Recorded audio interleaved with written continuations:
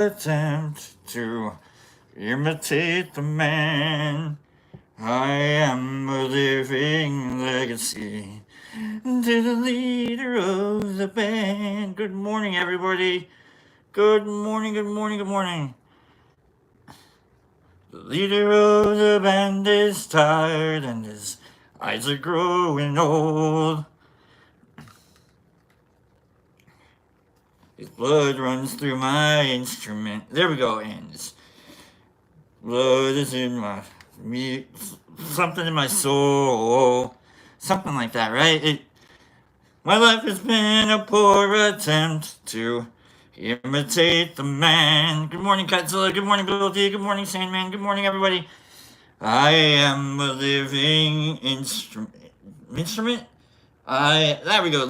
I am a living legacy to the leader of the band. Good morning, everybody. Good morning to the Waz. Good morning, Derek Anderson. Let's just do it, shall we? Let's just get her done. I am a living legacy to the leader of the band. The leader of the band is tired and his eyes are growing old. His blood runs through my instrument.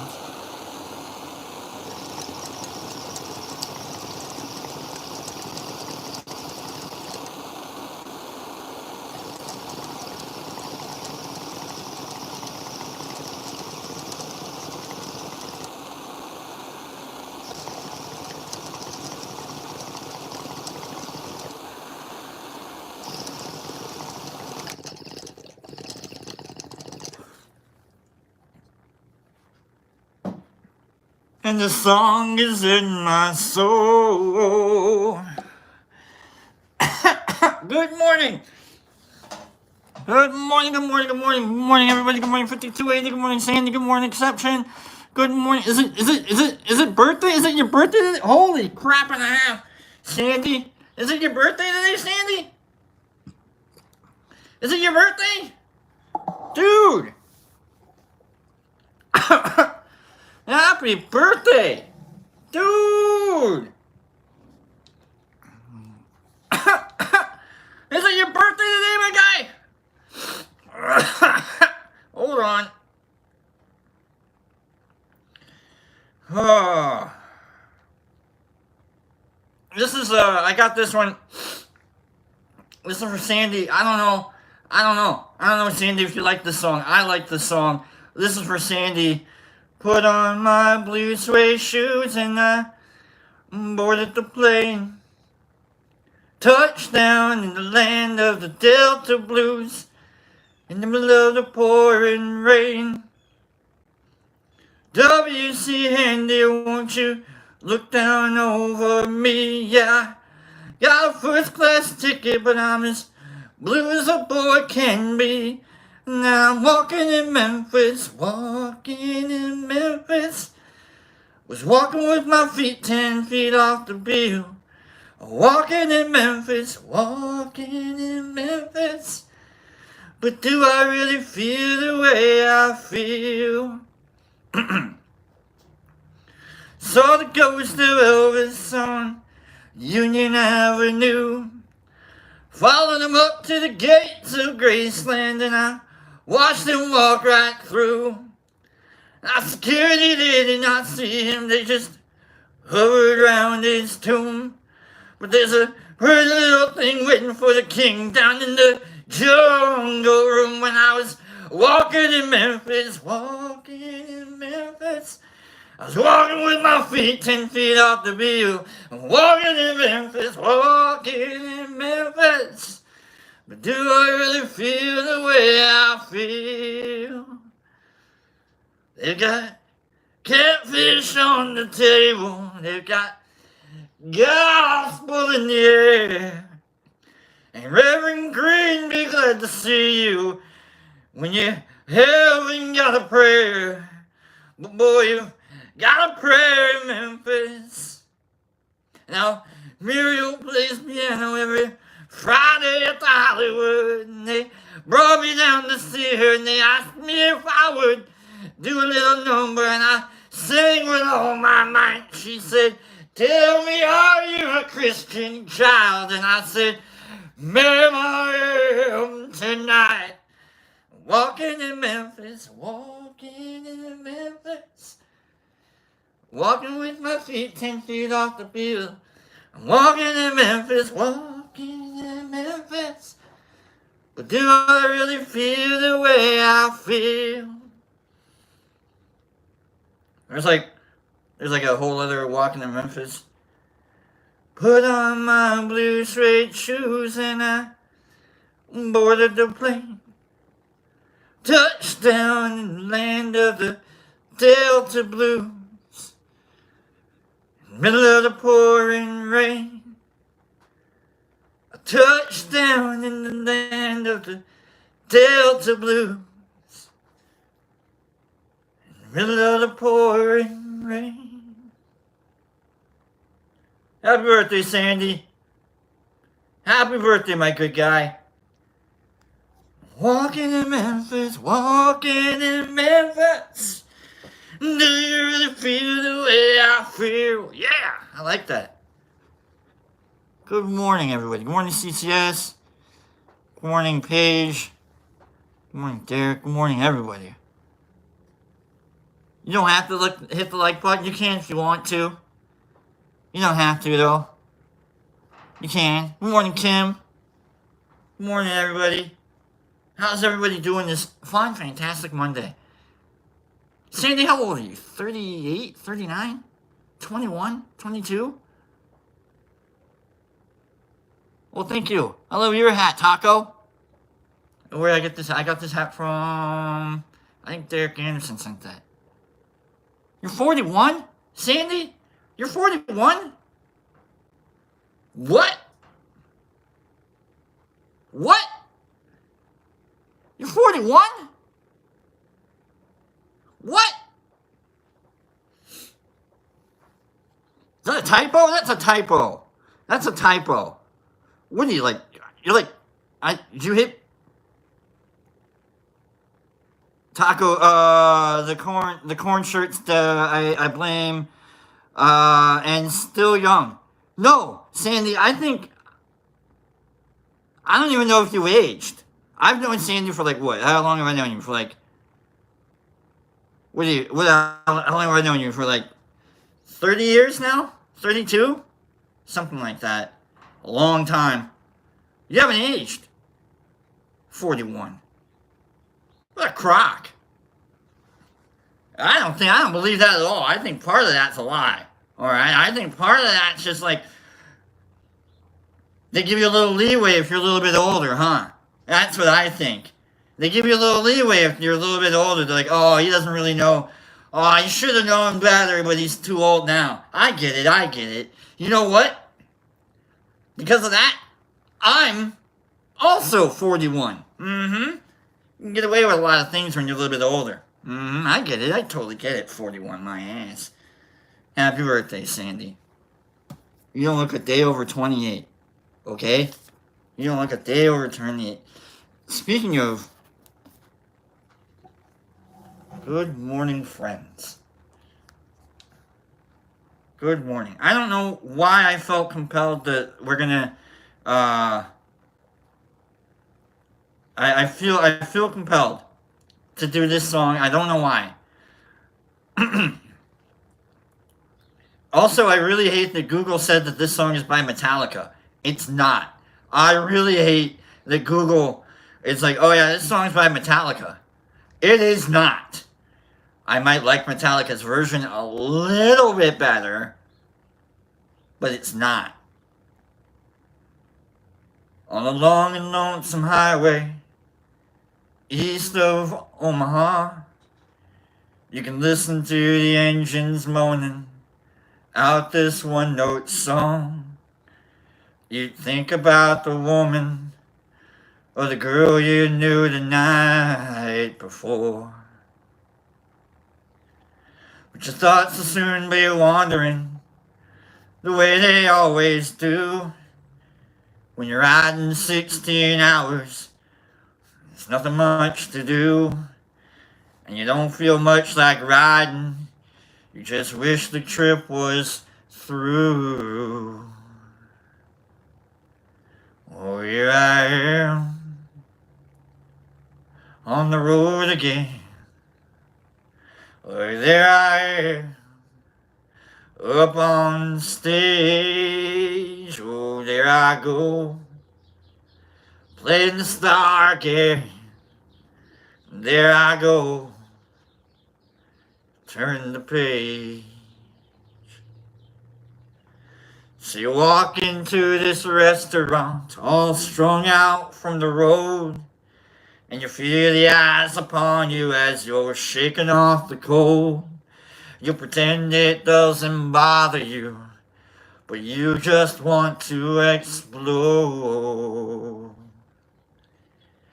Yeah, most times you can't hear them talk, other times you can. All the same old cliches, is it woman, is it man? And you always seem outnumbered, and you don't dare make a stand. Make your stand. Here I am on the road again. There I am up on the stage. Here I go playing the star again. There I go, turn the page. Out there in the spotlight, you're a million miles away.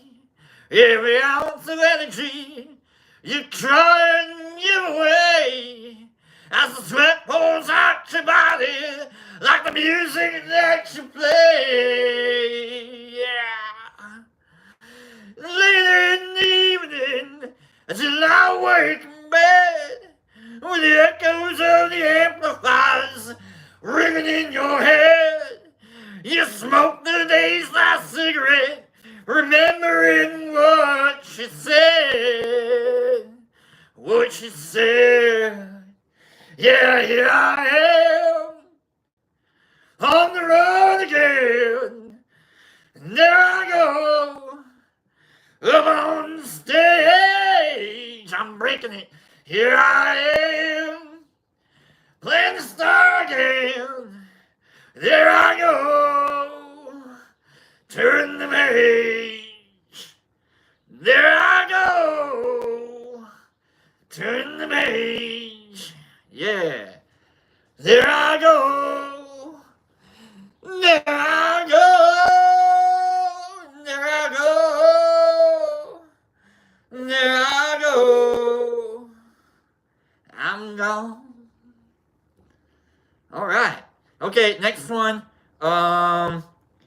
Let's just do it. I got this. We're gonna, dude. Okay, we got this one. Come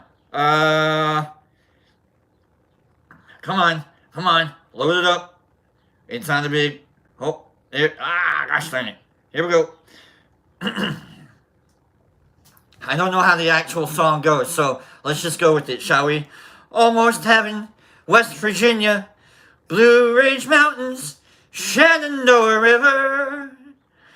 Life is all there, older than the trees, younger than the mountains, growing like a breeze. Now, here's where we all know the song, okay? We all know this part now. Country roads, take me home to the place where I belong.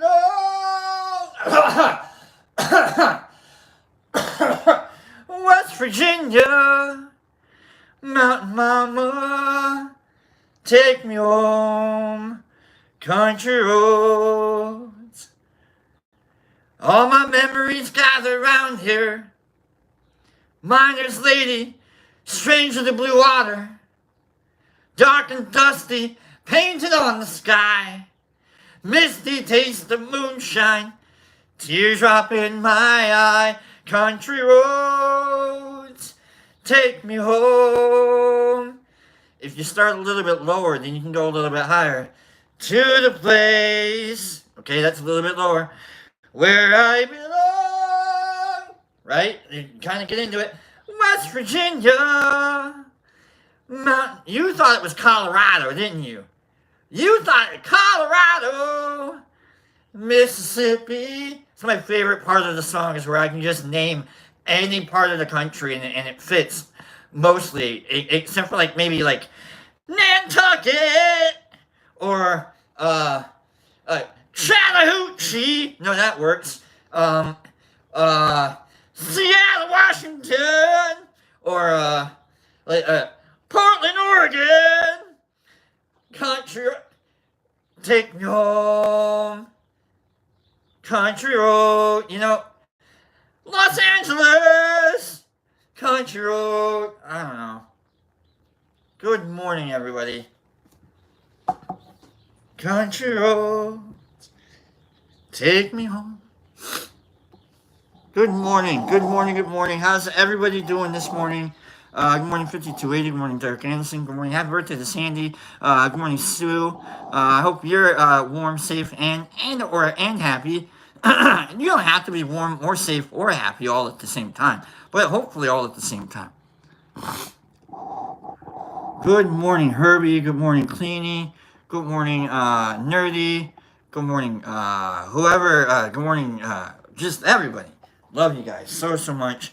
It has been a good week. Good morning, Mushmouth. How you doing, my friend? Good morning, Jesus Christ. Ah, good. Kimberly Bolden says the cold finally caught up in West Texas. Oh, man. Hager Bump says 2 out of 3 ain't bad.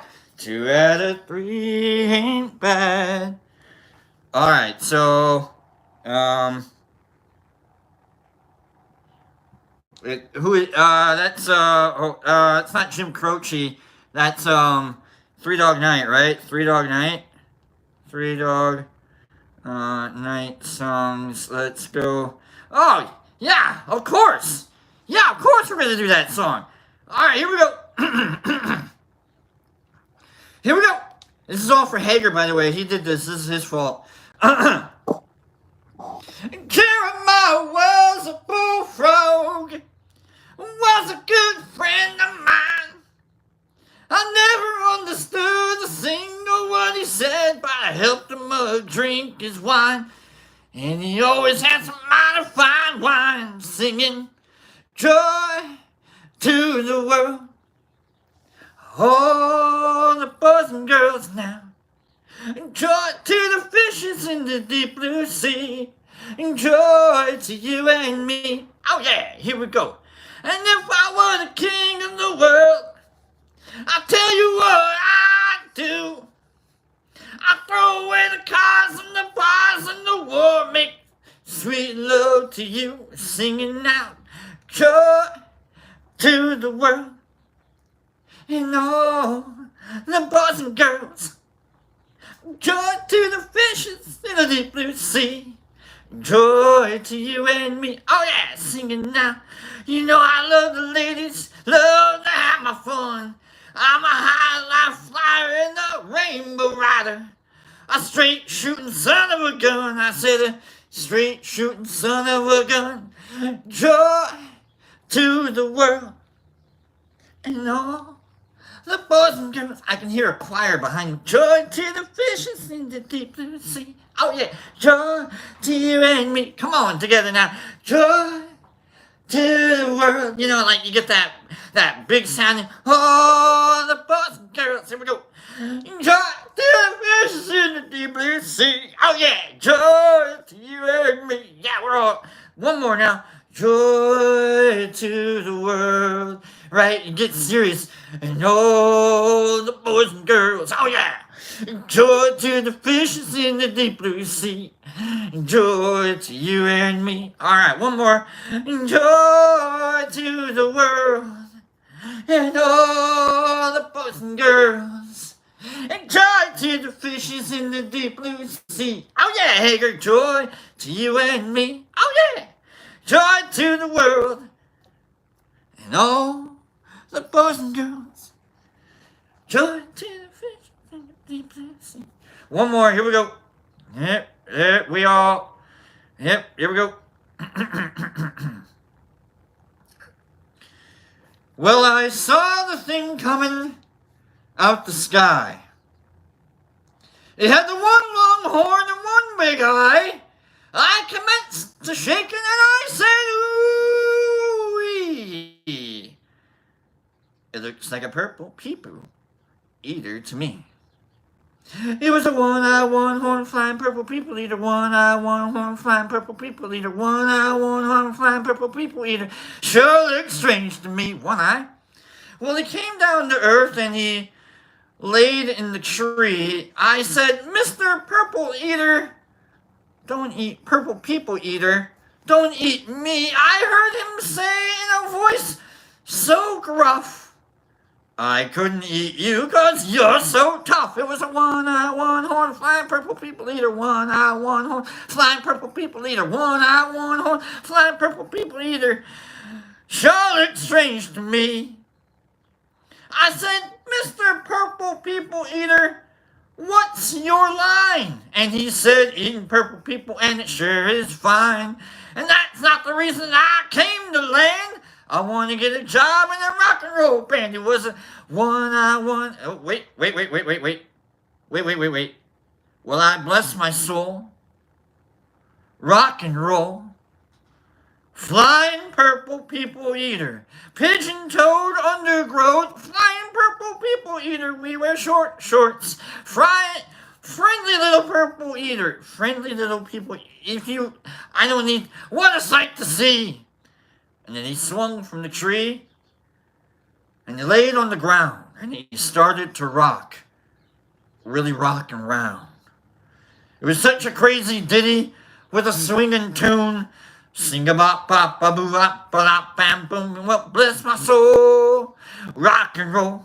Flying purple people eater. All right. That was a good one. That was a good little trigger. That was good. Thank you, Hager. It's a good Monday. It was a one-eye flying purple people eater. Good morning. Gosh, we are having a great day already. We are having a great day today already. Nerd Nature says always be yourself. Absolutely. Don't care how anybody gives. Don't care. Always be yourself. Or, who else are you going to be, right? Last week I requested that some people, that we were going to do resolutions, New Year's resolutions. And one of you responded to me with your New Year's resolutions, which means all the rest of you are perfect. Sandy, you're perfect. Nerd Nature, I didn't know this. You're perfect. You don't have to work on anything this year. The was. I know you, my guy. You two are perfect. You know who isn't perfect and who's really... Derek Anderson is not perfect. Derek Anderson says, I need to walk a little bit more. He goes, I'm going to spend more time in the nature. He got himself a paid membership to All Trails. That's dope. You know what the trails are around here? We got cemeteries. You can walk around in cemeteries around here. So I guess that's nature. Death is nature. And he says maybe you'll walk through the woods for a few miles to sit down and have a smoke and smile in front of a waterfall, which is hope. Did you mean to rhyme this? Because now I'm reading this. I'm like, this is goddamn poetry right here. I'm going to Vegas in a couple weeks during the, I see you. He's going to go to Vegas and have fun. Paige was in Charlotte, apparently for New Year's Eve. Paige, we got friends everywhere. Derek said he's going to try and be friends. Reach out more. Stop with the excuses. I know the excuses too, Derek. I've lived in many different places across this country. I've gone specifically to see people. I don't know if anybody's specifically come to see me before. So it's hard to be like, oh, you're in town, you want to see me? Can I see you? I get that, it's difficult. He said, I hate missing opportunities to gather. Hopefully this year we can figure out a way to gather all up. He said, I love you, brother, and Happy New Year. He came in late last show. I remember last show, because I was like, alright, where are my guys? Where are my friends? Where are my peeps? We got Paige, you know what I mean? We got Nerd, we got Niffer. You know, I gotta have my friends here before the show starts, and Derek Anderson wasn't here. I was like, I don't know, maybe he's gone. You know, maybe he's just like, I'm out of here, I'm done. Maybe he walked from Memphis. You know what I mean? Maybe he turned the page.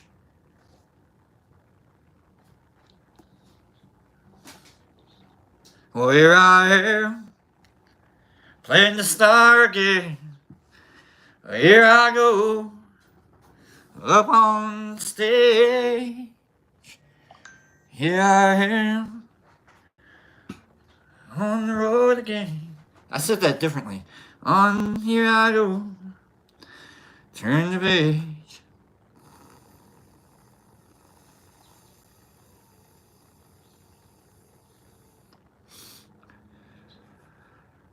We'll get to the book here in a minute. It's been a heck of a weekend. It's been a heck of a start to the year.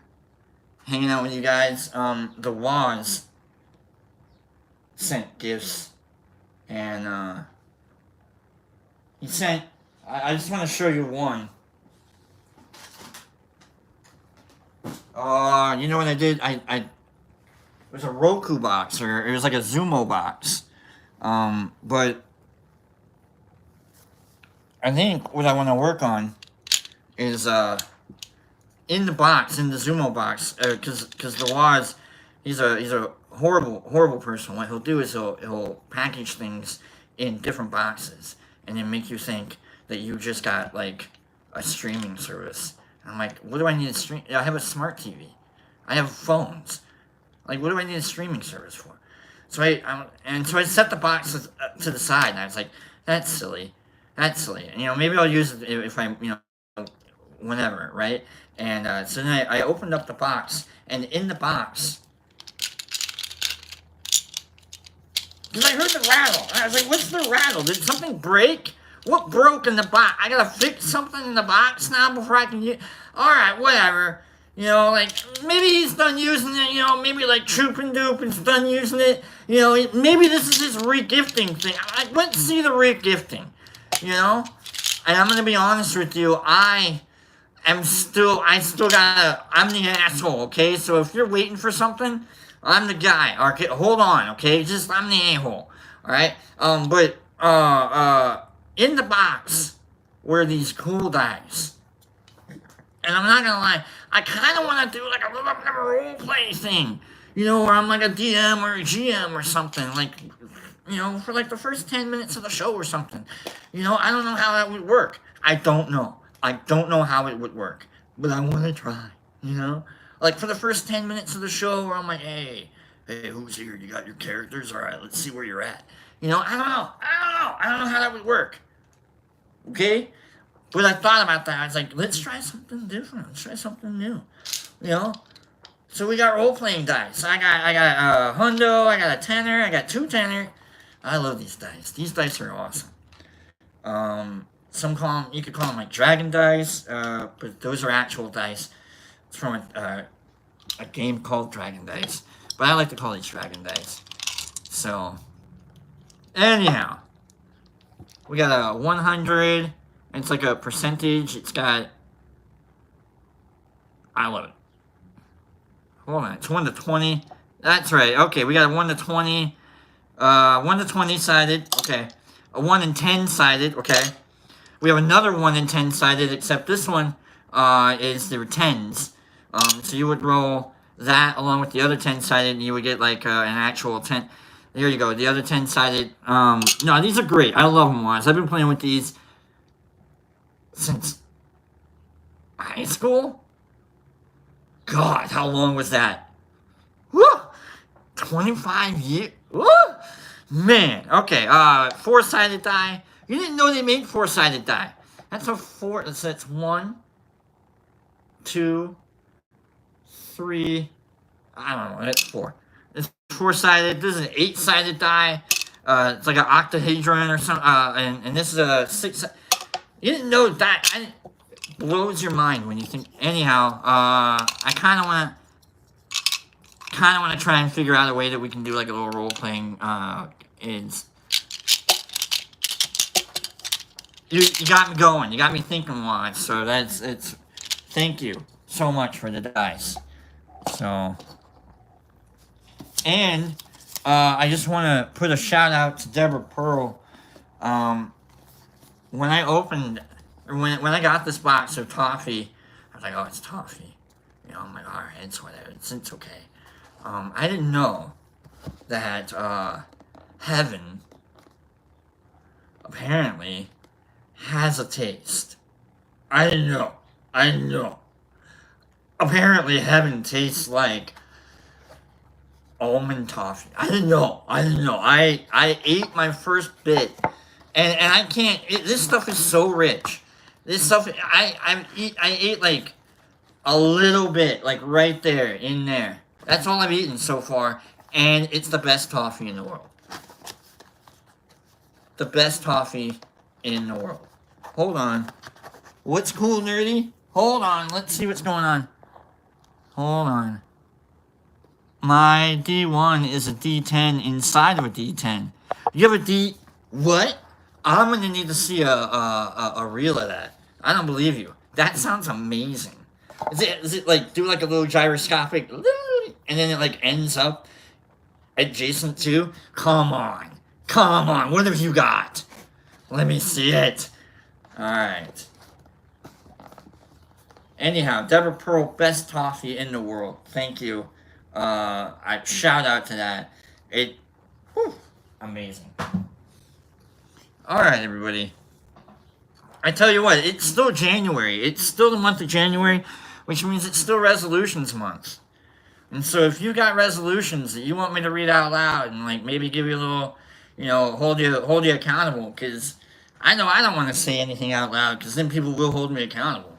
I've got people that listen that like, whoa.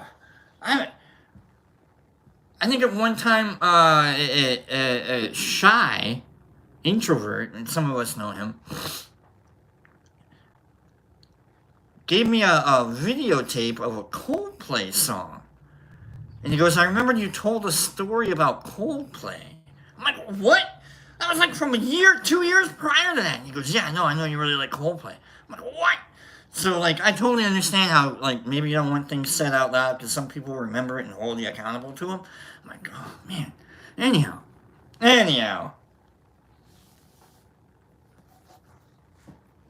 Let's jump into this book here. Thank you guys for hanging out so far. My biggest resolution, I talked to a guy this past Saturday. And I told him, he's like, what do you do for a hobby? Or what do you do, like, for fun or whatnot? And I go, well, I got this YouTube channel, my pops. I host a show on Mondays on the YouTube channel. And he goes, oh, yeah, what do you do? I go, I mean, we kind of talk about shrooms, we kind of talk about other stuff, you know, I sing out loud, you know, we just kind of, you know, mess around. But I told him I like to read about philosophy. He goes, oh, yeah? Oh, wow, all right. And I saw the light light up in his eyes. And I'm like, oh, crap. I'm in for a 15-minute conversation. God damn it. And so I stood there and I talked to this guy for 15... I'm kidding, by the way. It's all irreverent. I hope everybody understands that, like, I enjoyed my conversation. But I could see on his face that we were going to be talking. And so I was like, all right. So we're talking. And he goes, his favorite quote. And he's really funny. He's funny about this. A really good presentation of it. Because most people say they have a favorite quote and they give you the quote. And he goes, my favorite quote of all time is based on this setup. And he gives me the setup of, was it Aristotle? Not Aristotle. Eureka. Who did Eureka? It was the guy that did was it Aristotle? Not Aristotle. Who did Eureka? Eureka! Who did that one? Morning. Good morning, Williams. Who did the Eureka? Good morning. Who did Eureka? Who is that? Is it Archimedes? There we go. It was Archimedes. I had like the AR in my head and I couldn't figure it out. It was Archimedes. Thank you. Who said that? Kim. Thank you, Kim. It was Archimedes. He said Archimedes was challenged as an older fella to lift the galleon out of the water and onto the land with just a rope and him. And Archimedes said, yeah, I'll do it. And so Archimedes is an older fella in his 40s, you know, where I am. Sets up an extravagant pulley system. Creates pulleys out of nowhere. It's like, you know what I need? I need circles. And I need them concentric, and I need them circling with each other, and that'll help me figure it all out. A pulley system. And he uses it, and he pulls this galleon out of the water. A Spanish galleon. A huge ship out of the water. And his favorite quote, he said, came from when Archimedes said, give me a place to stand, and I will move the world.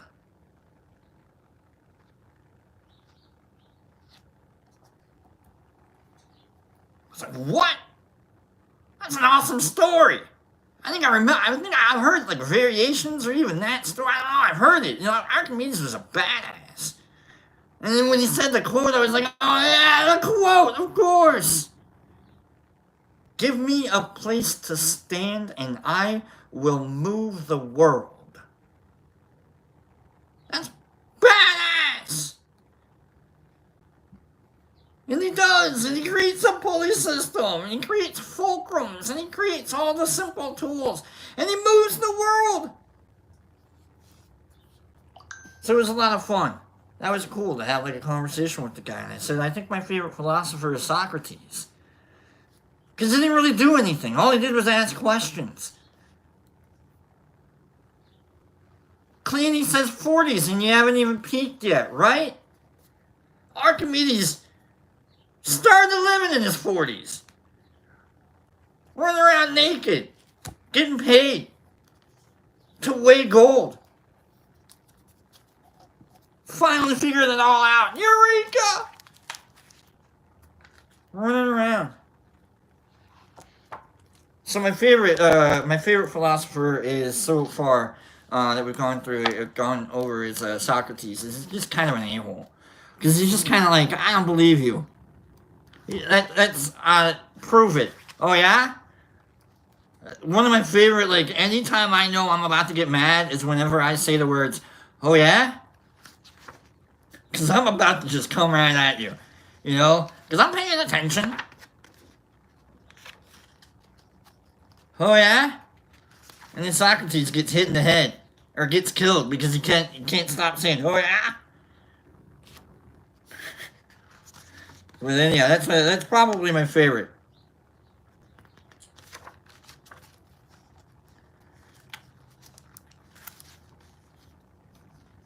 We're going to go through 3 things. We're going to go through 3 topics. I don't apologize for any of the topics that we go through. This one is not going to be... This one will be fine. It's philosophy. We have to talk about the human condition in all its various forms. We talked about the ladies. We talked about sexuality. Now we're going to talk about, for the black man, there is only one destiny. And it is white. By Frantz Fanon. From the book, The Philosophy Book. Big Ideas Simply Explained. We're going to deal with the concept of, for the black man, there is only one destiny, and it is white. Moderators, I will not deal with any sense of joking around or you know what I'm talking about. All right? We're adults here. We know the jokes to make and we know the jokes not to make. There are no jokes to be made right now. So if we're messing around, knock it off. All right? Philosopher and psychiatrist Frantz Fanon first published his psychoanalytic study of colonialism and racism, entitled Black Skin, White Mass, in 1952. In the book, Fanon attempts to explore the psychological and social legacy of colonialism among non-white communities around the world. A lot of communities that were taken over by the English, the Dutch, the French. In saying that for the black man there is only one destiny, and this destiny is white, Fanon is saying at least two things. First, he says that the black man wants to be like the white man. That is, the aspirations of many colonized peoples have been formed by the dominant colonial culture. Makes sense. Genghis Khan used to go. He would dominate, take over countries, and he would put in his own leaders. Hannibal would do the same thing. Alexander would do the same thing. Everywhere that you take over has to be a part of you now. Because if it's still them, they're going to fight. They're going to fight back. But if they're you, they're going to be a part of you. You can't fight yourself, can you? European colonial cultures tended to equate blackness with impurity, which shaped the self-view of those who were subject to colonial rule. Horrible. Colonialism was horrible. The whole concept of taking over entire countries and turning them into your own little country, horrible. So that they came to see the color of their skin as a sign of inferiority. The only way out of the predicament seems to be an aspiration to achieve a white existence. But this will always fail because the fact of having dark skin will always mean that one will fail to be accepted as white. This is horrible. For Fanon, that aspiration to achieve a white existence not only fails to address the racism and inequality, but it also masks or even condones these things by implying that they are an unarguable superiority. We really messed some shit up when we took all these places over. Human manipulation is wackadoo. The stuff we've done to people, wackadoo. At the same time, Fanon is saying something more complex. It might be thought that, given this tendency to aspire to a kind of white existence, the solution would be to argue for an independent view of what it means to be black. Yet this too is subject to all kinds of problems. Elsewhere in his book, Fanon writes that the black man's soul is a white man's artifact. Holy Christ. In other words, the idea of what it means to be black is the creation of patterns of fundamentally racist European thought. Totally true.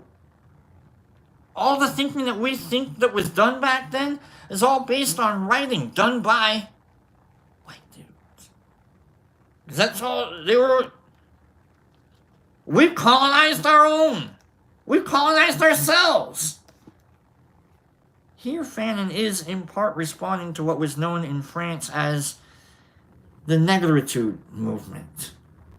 This is a movement of French and French-speaking black writers from the 1930s who wanted to reject the racism and colonialism of mainstream French culture and argued for an independent, shared black culture.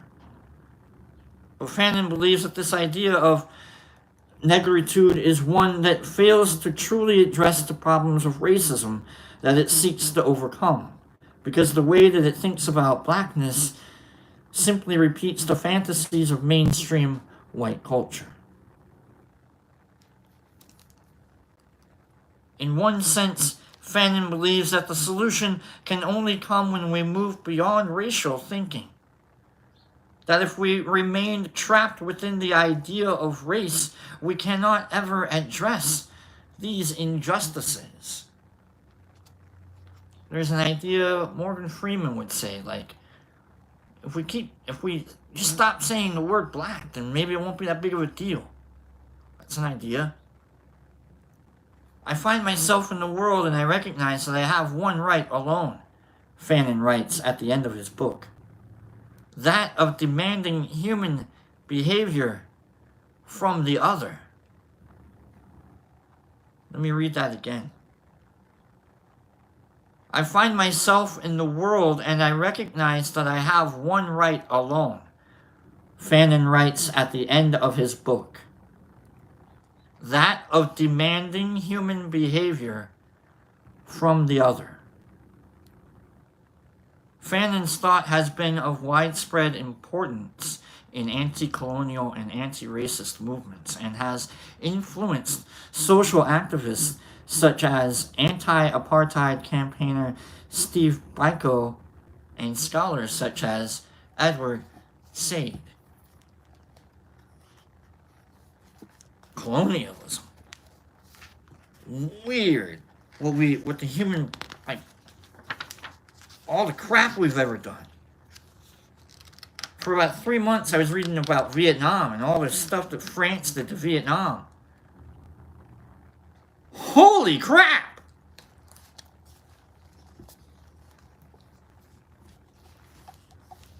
Section number 2. Man is an invention of recent date. Michel Foucault, or Foucault, Foucault.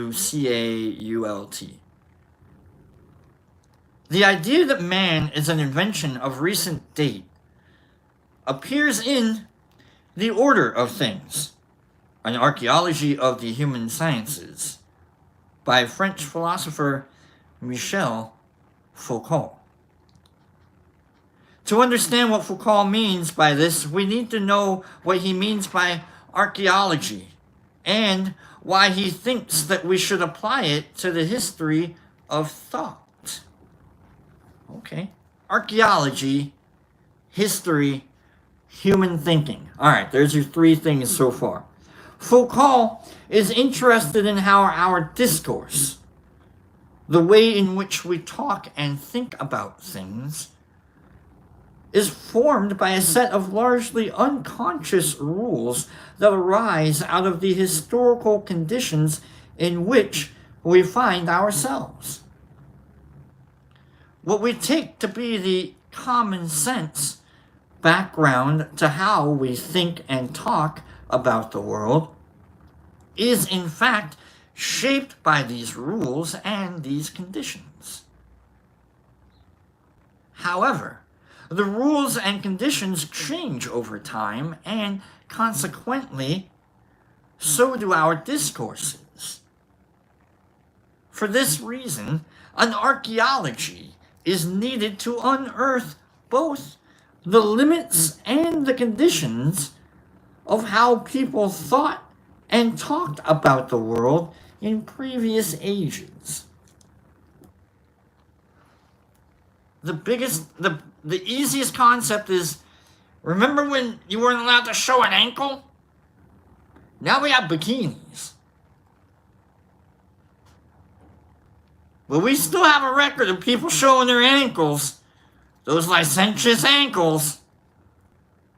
We cannot take concepts that we use in our present context, for example, the concept of human nature, and assume that they are somehow eternal, and that all we need is a history of ideas to trace their genealogy.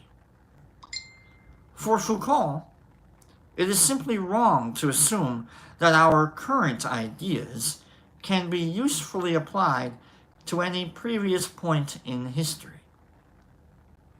The ways in which we use the words man, mankind, and human nature, Foucault believes, are examples of this. The roots of this idea roots of this idea lie firmly in the philosophy of Immanuel Kant, who turned philosophy on its head by abandoning the old question, why is the world the way it is? Instead asking, why do we see the world the way we do? We take our idea of what it is to be human as fundamental and unchanging. But it is in fact only a recent invention. Foucault locates the beginning of our particular idea of man at the beginning of the 19th century, around the time of the birth of the natural sciences. This idea of man is, Foucault considers, paradoxical. We see ourselves both as objects in the world and so as objects of study, and as subjects who experience and study the world. Strange creatures that look in two directions at once. Foucault suggests that not only is this idea of man an invention of recent date, it is also an invention that may be close to coming to its end. Boy howdy, all these computers becoming us? What's it mean to be a computer? What? One that may soon be erased, like a face drawn in the sand at the edge of the sea. Is Foucault right? In a time of rapid advances in computing and human-machine interfaces, and when philosophers informed by cognitive science, such as Daniel Dennett and Den Wegner, are questioning the very nature of subjectivity, it is hard not to feel that even if the face in the sand is not about to be erased, the tide is lapping alarmingly at its edges.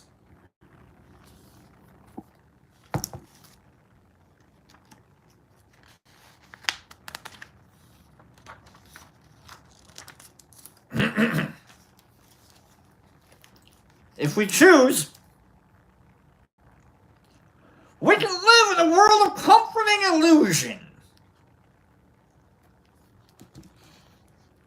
Noam Chomsky. Oh, I got some Chomsky for you. We're going to end the day with some Chomsky. We started it off strong. We're going to end it strong. Thanks, guys, for hanging out. We're going to start it off with a little bit of... It's alright if you want to lie to yourself a little bit. Go ahead. It's fine. It's the American way, right?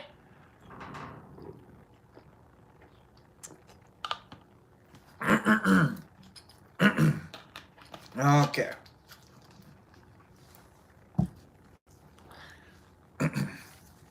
Once again, happy birthday to Sandy. If you get an opportunity, wish him a happy birthday. I know Pops will. So, let's do this. Noam Chomsky. If we choose, we can live in a world of comforting illusion. Although originally famous for his work in linguistics, Noam Chomsky is today best known for his analysis of political power. Since the publication of his first political book, American Power and the New Mandarins, in 1969, he has claimed there is often a mismatch between the way that states exert power and the rhetorical claims that they can make. He maintains that rhetorical claims by governments are not by themselves sufficient for us to reach the truth about political power. I think we're going to figure out what the hell rhetorical means in a minute or two here.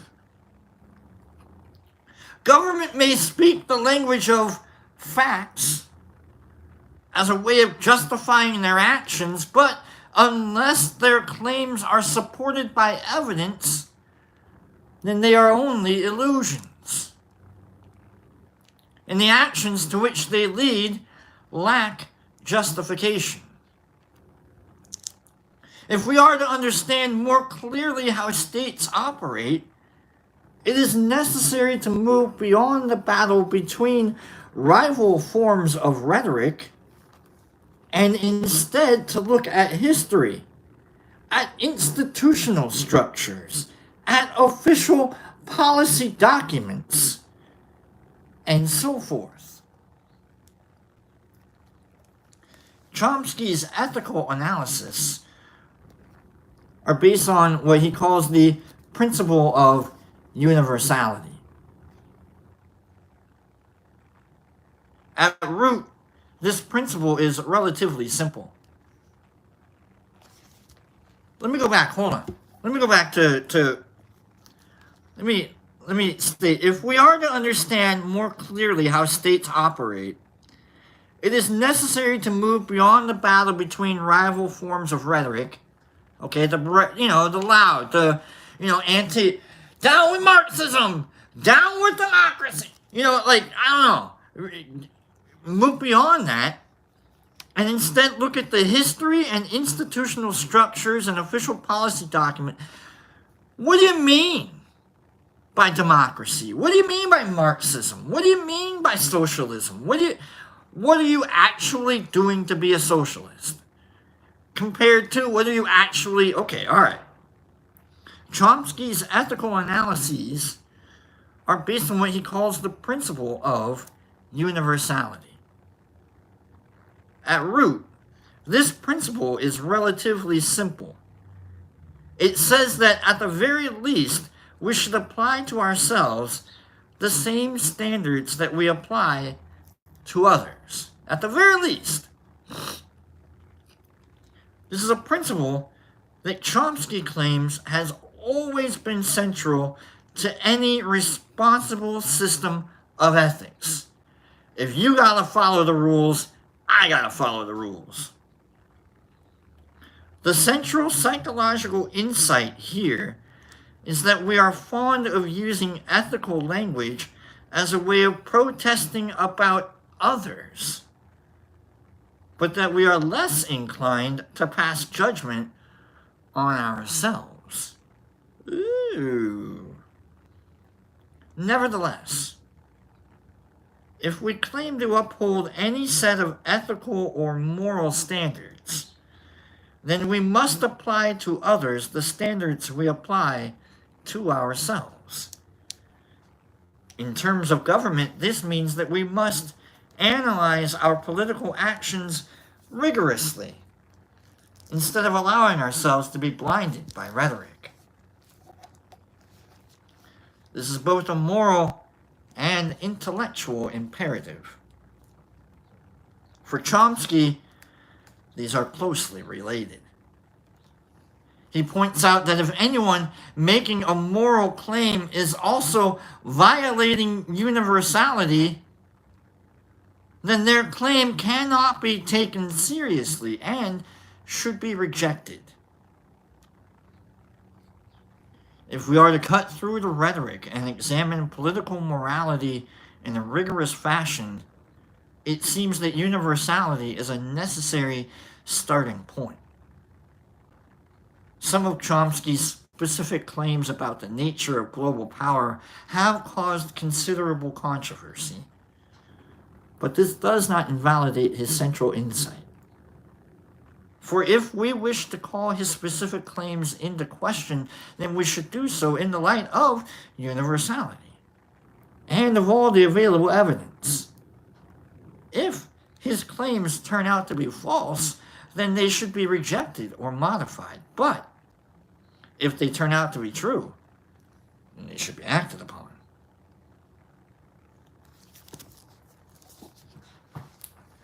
We're all in this together, a-holes! Alright. That's That's all that was. So happy together. How is the weather? I can't do. Hold on. Hold on. What is it? I can't. Imagine me and you, so happy together. Here we go. So happy. Imagine me and you. I do. I think about you day and night. It's only right to think about the girl you love and hold her tight. So happy together. If I should call you up, invest the time. What? Is that right? If I should call you up, invest the time. No, okay. If I should call you up, invest the time, and you should say you belong to me, and ease my mind. Imagine how the world could be so very fine, so happy together. I can't see me loving nobody but you for all my life. And when you're with me, baby, the skies will be blue for all my life. Okay. Me and you and me. No matter how they toss the dice, it had to be. The only one for me is you, and you for me. So happy together. And I can't see me love. Okay, alright. You know the song. It's been a good day, folks. I love you guys. Yeah. Let's do this. Let's just do another one. Let's rock this one out. And, let's just get her done. Let's just do this and then we'll hug it all out. Once again, happy birthday to my guy Sandy. If you have any New Year's resolutions you want me to share, it's still January. So send me your resolutions and I'll share them the next time I host, whether it's next Monday or, Pops will be back tomorrow. And check out the website, thedetroitblushlab.net, for a selection of a whole bunch of things, including... I don't know. Who knows? But we're gonna cold start this one. Cold start means it starts cold. So, this will be. Imagine it. I just want to show off my new torch. This thing is hardcore. Like, I used it the very first time, and it was on like super, like, and I was like, whoa! So anyhow, here we do. Obviously, I need more, right? So happy together.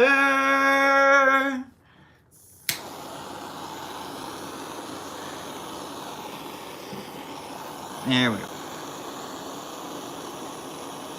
Love you guys. Thanks for hanging out. We're gonna hug it out in a minute here.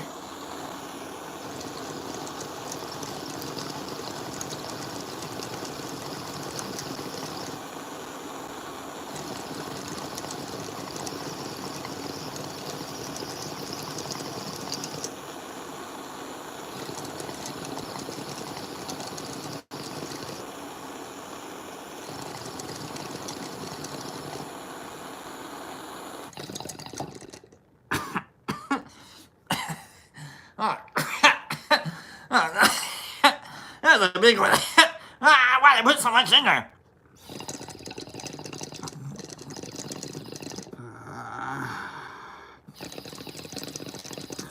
What the hell? Don't ever do that to yourself again. Ah! Oh, man. Making a mess of myself. Making a mess. Just slobbering Entering the new year with as much grace as possible, that's for sure. Entering the new year with as much... I love you guys. Alright, let's... let's scroll out of here, shall we? Let's scroll out. So happy together. How is the weather? It was canceled. It felt good for me. Let's scroll out. Pacers, are you here? When the hell did Pacers get here? Alright, right, Derek? Alright, let's go. Let's start with Mushmouth there. Love you, B and Peeps. Hope y'all enjoy the new year. You too, Mushmouth. Love you, my friend. Thanks for being here. Marissa, thanks again, Bill D. Whatever Bill did for you, thank you, Bill D, for being a good guy for Marissa. Absolutely. Holly. Hot damn. Yeah, I know, right? It hurt.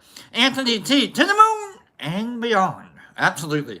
HB runs and hides. Absolutely. Pacers, I see we are directly to the alternator repair.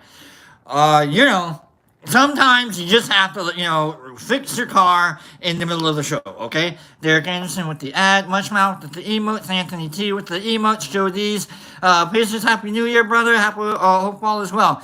Joe, Happy New Year to you and the Pacers. Catzilla, good one, absolutely. Bill D, much love, much fam. Mike Barabell Brock, I freaking love you, my dude. I love you too, Michael. Sue with the emotes, love you, Sue. Pacers, Happy New Year. Pacers, again, happy with the emotes. Holly M, have a great day, Brock and crew. You too, Holly M. Nerd Nature, love you, much fam. Super profundo on the early eve of your day. Classic Blaster, thank you, Derek Anderson, for the... All right, Derek and Classic. All right, Classic, are you feeling a little bit better today? You were kind of down a little bit the other day, so I hope you're doing all right a little bit better. Lala!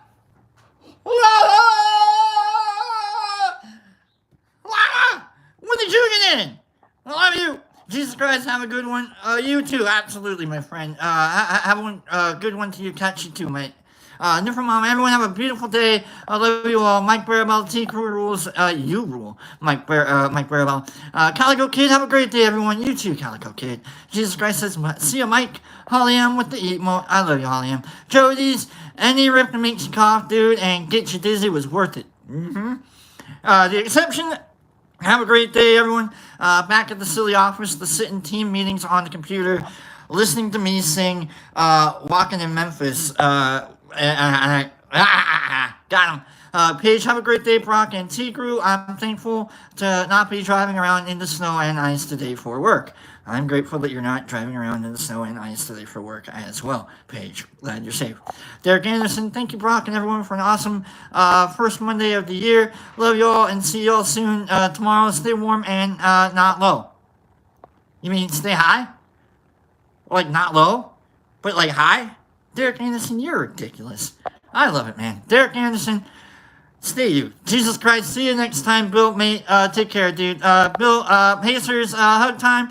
Derek Anderson, Nipper, Pacers, you're on the list. Lotto, love you, Brock, and love you guys. Have a great day. And 5280, we're gonna do the Lotto, okay? We're gonna do the Lotto. We got the 5280. We're gonna do the HP. We're gonna do the Mushmouth. We're gonna create some magic here in a minute here. So stick with me. HB says, got my cootie block on. Well, then you're not going to get a hug. What's a hug is a cootie. Okay, if we're going to talk about what a cootie is, it's a hug. You got the cootie block on? Yeah, I would take that cootie block off or else you're not going to get the full hug. All right, my hug is a... All right, Mushmouth, love you. Great show as always. Miss you. Love you, Mush. Holly M, much love. Mike Barabell, bye-bye-bye. Laura Divine, love you.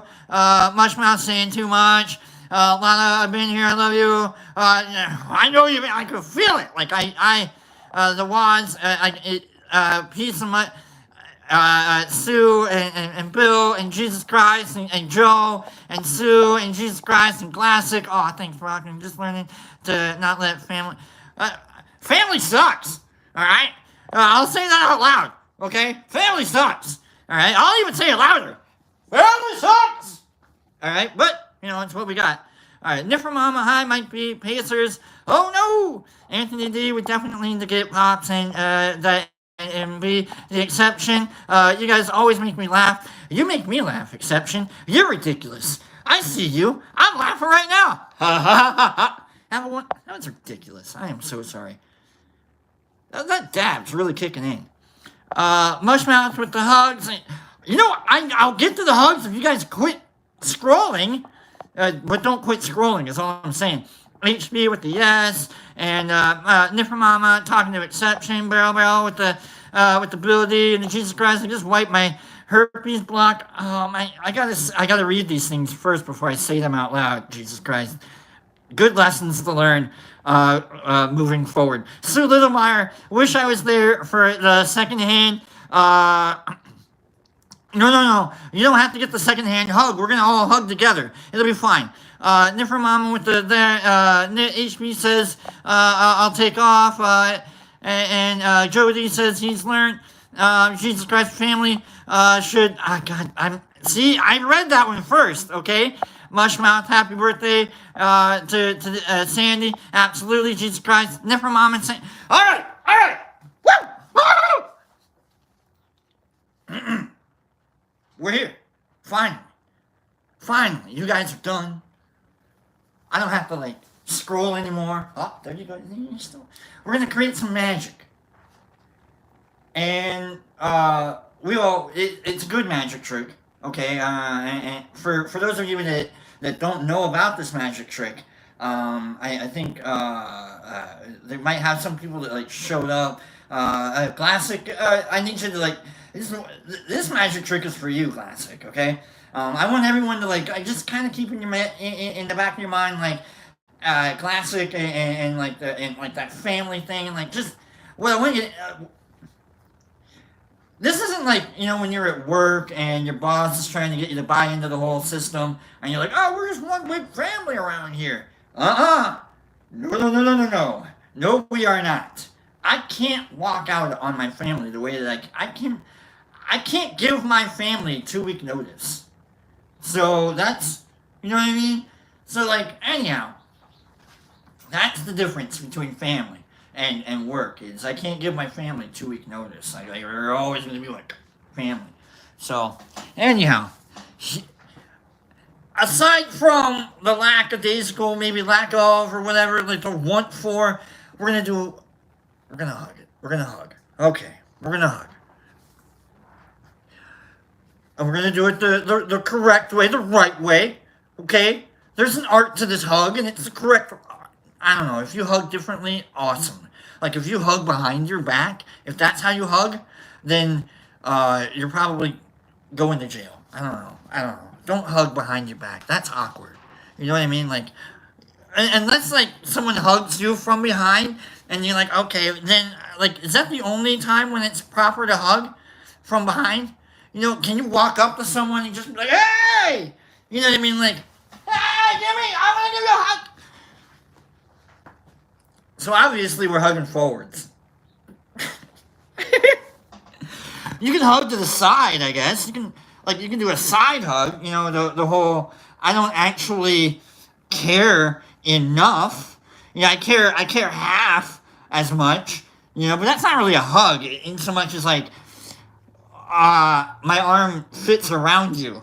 That's all that is. It's just making sure my arm fits around you. It's the side hug. There's really no affective or affection. It's just making sure that there's a proper distance. A proper hug requires lack of distance. So that's all I'm saying. You take your arm here. There's no proper way of giving a hug. Just don't do the side hug and don't hug behind. That's weird. Okay? Or unless you want to be weird and that's who you are, in which case, fine. That's fine. But we're gonna do it. Look, Laura taught me how to hug. Okay, this is what Laura taught me. Okay, so we're doing it the way that Laura hugs. All right, we're doing it the way that I know Herbie hugs like this. I know Mushmouth, hugs like this. Okay, so we're just doing it like all of my friends hug, and I like to hug my friends, and here we are, we're hugging. It's the longest introduction to this damn hug thing. Left arm here, right arm here. Okay, and then we apply I don't know, maybe like the same amount of pressure you would apply to making sure you don't drop an apple. Ooh, I like that. Okay, on the count of three, we're not going to drop apples. Okay, on the count of three, we're all a bunch of apples. We're all a bushel of apples. We're a crate of apples, really. And we're all just making sure nobody drops anybody, right? So just pretend like you're holding on to a bunch of apples and you're just like, oh yeah, okay, cool. So on the count of three, we got Granny Smiths over there. We got yellow ones. We got the longest intro. Applesauce, huh? On the count of three. Three. It's and it'll be like after three. God. 1, 2, 3. Hug it up. Hug it up. Ooh, that's a good one. Ooh. Ooh, that hug tastes a little bit like cinnamon. Ooh, who's got the good applesauce running around here? Oh, yeah, keep hugging that up. Oh, man, I'm getting a double serving of applesauce right there. Ah, yeah, someone's got the gritty stuff. Who forgot to take the skin off their apples? Oh, man, don't make the natural applesauce. Ah, God. All right, now everything tastes like natural applesauce. All right, get the skin. Get the skin off the apples next time. Oh, all right. Oh, man. What a hug. What a hug. What a hug. If you're allergic to apples, I apologize. I apologize. You can do oranges if you want. Don't squeeze cherries though. I don't know if you could freeze cherries, and maybe don't eat them. You don't have to eat a cherry. Anyhow, quiet, Jesus Christ. All right, everybody. I love you guys. Go home.